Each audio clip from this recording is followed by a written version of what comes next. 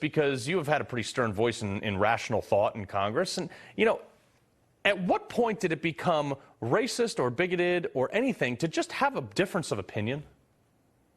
Well, Carl, first of all, keep on preaching, brother, because that was a great intro and monologue, because everything you're saying is true. If the left is allergic, their kryptonite is dissent.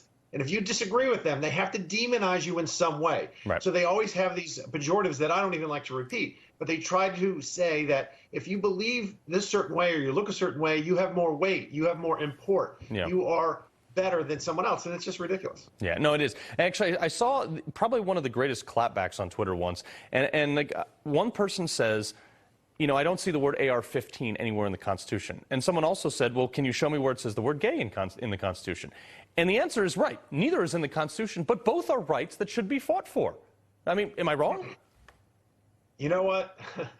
You know what it does say in the Constitution? It says, shall not be infringed. You have the right to bear arms. And the liberals ignore that. And they say, well, no, that's what they didn't mean that. Well, right. It says it right here. Second Amendment, right after the first. And you're rather familiar with the first.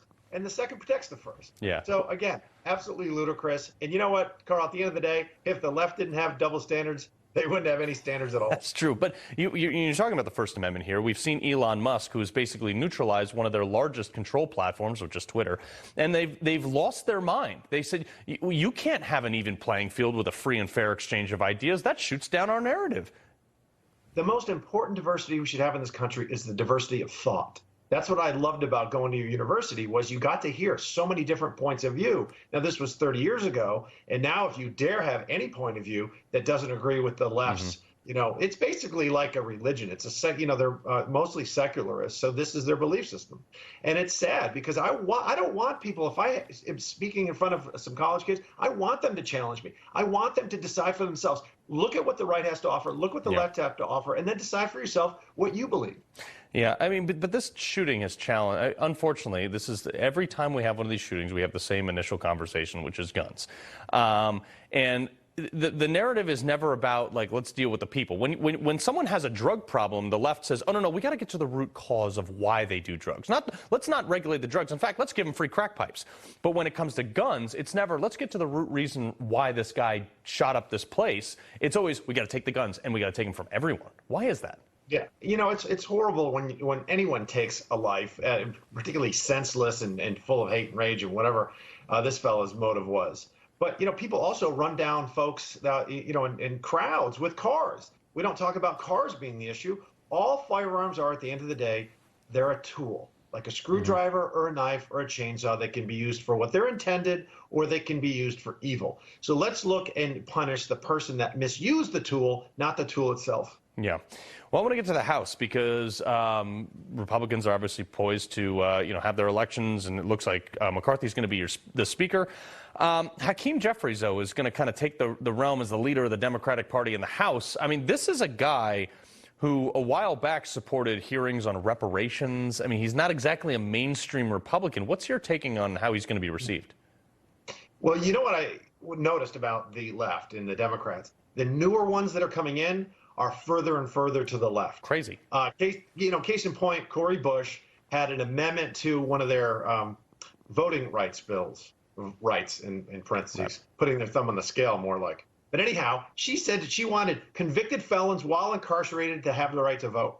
That's ridiculous. That's like, so Ted Bundy, when he was on death row, could vote and then we kill him. It's absurd. But 98 Democrats voted for that. This is what Hakeem Jeffries is. He's part of that progressive bloc of absolute nutters. Yeah, well, it goes along with Fetterman. I mean, Fetterman basically had I believe it was like a third of his campaign made of previously incarcerated people. I mean, this guy wants to let people out of jail with a maximum 10-year sentence for just about any crime. I mean, that is, like you're saying, almost lawlessness. But let's talk about these investigations, okay? So there's a lot of us that are sitting on the edge of our seat right now being like, finally, we have the House. Like, maybe we should look into Hunter Biden. I know they've alluded to it, but we're also looking at people like Adam Schiff, Ilham Omar, Eric Swalwell, and getting them the heck off these committees for sleeping with a Chinese spy, perpetuating the Russia collusion hoax, and being an anti-Semite. And they are losing their mind about removing them, but yet these are Nancy Pelosi's rules. She did this with Marjorie Taylor Greene simply for existing. Yeah, and to Paul Gosar as well. And what most people don't know is each party would regulate themselves. That was precedent. That was tradition. So if somebody said something wacky in the Republican Party or did something crazy, the Republicans would vote as to whether or not we'd want to remove them from committees. And the Democrats did the same thing. Pelosi then said, you know what? No, I am going to remove Marjorie Taylor Greene. I am going to remove Paul Gosar. So you know what we're going to do now? Eric Swalwell, as you just mentioned, slept with a Chinese spy. Yeah. You know, when Ted Cruz was saying, you know, when we said screw the Chinese, we didn't mean it literally. And so, but he's on the Intelligence Committee. This is insane. He literally slept with a spy. Why is he on the Intel Committee? So him and Adam Schiff and Ilhan Omar are not going to be on any committees come January. Yeah. We're not running a toy store. We're running the federal government. Congressman Pat Fallon, always a pleasure to have your voice of reason here, sir. Happy Thanksgiving, brother. God bless. All right, you too.